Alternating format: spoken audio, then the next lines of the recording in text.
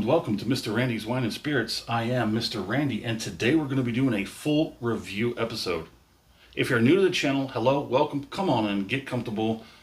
Let's get romantic, shall we? Just kidding. All my returning viewers, you know how we do. We goof around here a little bit sometimes. So today's full review episode is going to be of the Apothic. Yes, another Apothic. I have some sad news. Well, sort of sad news, but we'll get to that in just a moment. This is the 2023 Chardonnay, rich and juicy. Give you a look at the backside. I'll let you read all of that, but I'll go on to say that it is a California wine. 2023, alcohol percentage is 13.9. Don't know why they don't just say 14. Why go through all that extra trouble?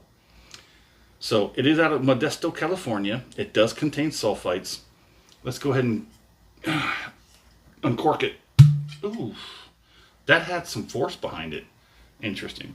So, yes, I remembered after we got here, I dug through so many boxes looking for my regular wine, but this is actually fine.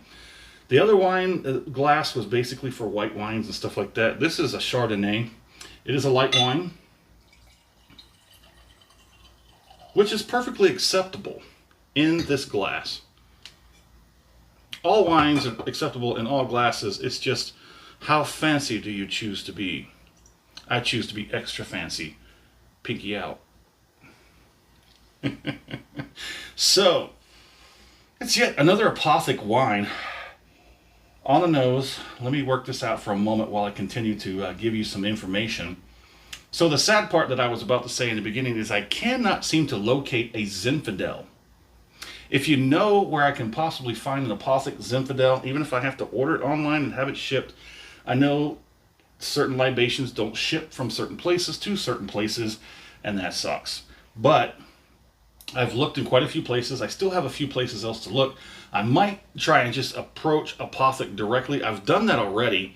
I haven't received nothing back, but that was about something else long ago. I might have to just, I don't know. I'm really interested. I want to finish the line. And that's the only thing I have left. I do have the rosé, have not done that one yet. I'm kind of busy. Got lots of plans for March, but we'll see how that goes. But by the time you watch this, March will have come and gone. I have videos already still scheduled out until April 2nd, actually, is what it is at this point. I'm working on March. I'm putting a lot aside so that I can get some of these videos out in March relatively quickly. Right after I do them, I'll be releasing them, not scheduling them, just flat out letting them out there, because they're involved with March and St. Patrick's Day, as I like to call it, International Irish History Month. On the nose, it's very bright, it's very beautiful, it's crisp. Oh, it's got a great nose. It's a nice nose. I've had two other Chardonnays. I think I had the Chardonnay, the Barefoot, which is roughly about $5 on average at just about any grocery store. Then there was, so we had the Barefoot. What was the other one? The Yellowtail. The Yellowtail, I didn't quite like so much. It had a decent enough nose, but I think the palating was a little bit on the dry side. But I wasn't too hypercritical about it. It might have been the whole, favoritism for the Yellowtail, but I think I got something else that's going to overrule that. But I paid just over $11 out the door, which is pretty standard for an Apothic in my area. There's only two bottles, I think, that I paid more than the average of $10. They're usually $9.99 on the shelf just about everywhere. So yeah, just over $11 out the door is what average I pay. The Inferno, I think, on average is at least $15 on the shelf. There's a few places I can get it for $9.99 on the shelf, just like every other Apothic bottle they have. So that's nice. I think I might have paid more than that on the Merlot, but I'm not too sure at the moment. But let's get to palating. Oh, that nose is crisp. It's very light, like light fruit with some sweetness, some pear. Oh, nice pear. Some kind of melon, some kind of like semi-sweet, almost tart melon that's going to match up with that pear. No information to be given that much on the Apothic website. Again, the only thing I was really able to scrape off the internet was basically other people's opinions on other like wine enthusiast or whatnot.com. And like I said, I don't like to regurgitate someone else's, like, opinions. Everyone's entitled to their own opinions, and that's fine. I need substantial information, something that be quantified and not just like somebody's opinion. And unfortunately, I didn't get much off of this one on the internets. What I did get was that this has 5 grams of carbs per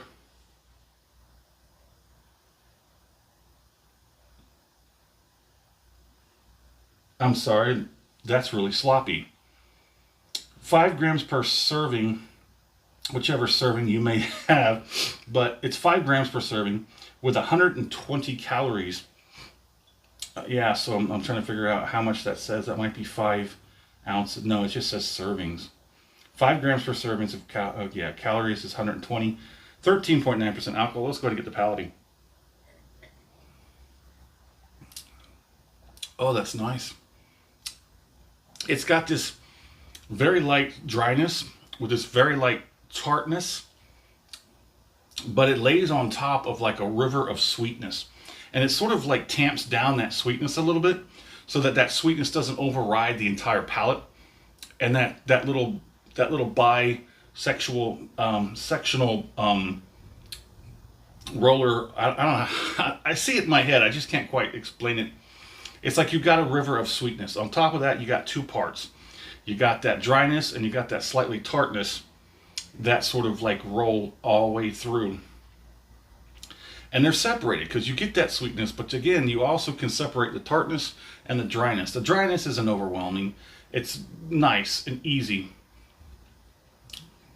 Let's go in for a second one and we'll continue on.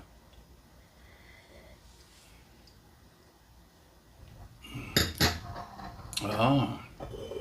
Mm. Mm. Mm.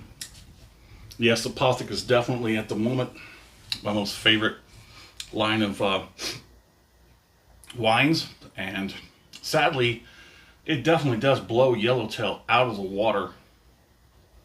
Now, I've loved Yellowtail for many years. I still have the 2 Juggo juices for the ruby, the sweet jammy red roux. I do have a 750 of the jammy red roux still. I'm saving that. Hopefully, maybe we'll do like a housewarming party or something like that, and I'll just pop them all, and we'll just drink them all and let it be, Or I might just pop one, and then we'll save another one for maybe some kind of milestone on the channel. We're currently sitting at 50 subscribers. I've always said that that number isn't what I focus on. It's nice to see it because it kind of gives me a sense of who's being exposed to the channel. But more so than anything else, I love the commentary. I love the interaction. I love to talk about it. I went through all the trouble to buy this, to set it up, to record it, to edit it, to upload it, to talk about it. And some people take the time to comment on it, to say whether they like it or not, what they think about it, and then we have a little conversation. Maybe it's just you say something, I respond back, and then that's it. That's fine. I'm doing this for me. I'm happy that people follow along and they enjoy it along with me. That's what we're here for. That's what YouTube is for. I'm having a hard time figuring out how I want to do this on other platforms that are not outfitted like YouTube is. Instagram is a little bit more short form content, and I'm trying to figure out a better way to utilize Instagram. I'm putting a pause button on the X for a while until we get settled so I can really dig into them. But there it is. The finish is nice. It's lasting. Like I said, it's a trifecta, but mostly the sweetness carries it through. A little bit of dryness takes away from the sweetness and mellows it out. This is definitely an interesting one. So I know it's a little bit late in the video, but I do a 3-part series. This is called the full review. Part 1, I get it home, called Off the Rip, up there. Off the rip, get it home, pour it in a glass, have my first pour, share my first impression with you because gosh darn it, I love you. Part 2, full review, where we are today. I go offline because there's not much on there. I mean, my notes are basically blank. I come back, we talk about it, I score it, we move on to part 3, final pour. I'll vary at the bottom, thusly named. We have the final pour in the glass compared to the first pour off the rip and everything in between. So the finish is actually nice. I'm not left with that wet cardboard on the tongue kind of situation where some of these even better wines tend to do that. This one, not so much. I do have the rosé to do. Can't find the Zinfandel, so there it is. Let's put a score on it, shall we? While I chew this over in my head, if you like the channel, go ahead and hit that like button. If you find anything about this on any of the platform, hit whatever the platform requires in order to let it know that you like the videos and want to see more. If you want to skip all that chance and make sure you get it, go ahead and hit the follow, hit the subscribe, whatever it may be, on whatever platform it may be. That way, as soon as I release these videos, they come right to you. My score on this is going to be a weak 4 out of 5. This is much better of a scoring I've given a Chardonnay in the past. It's the best Chardonnay I've ever had. And that's not just being a fanboy of Apothic.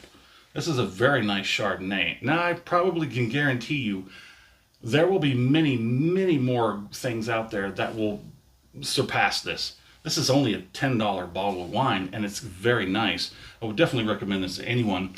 I haven't come up with any kind of pairings for this, but I would imagine a white wine might go with something like a grilled chicken, maybe some light pasta, maybe some like light, mild spice seafood, and maybe like a cheese charcuterie.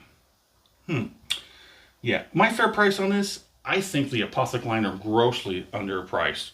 Now, I would definitely not wish that they push it any higher than 15, but some of these bottles, like the Merlot and the Inferno, I would definitely pay $20 to $25 a bottle, but don't you dare do that.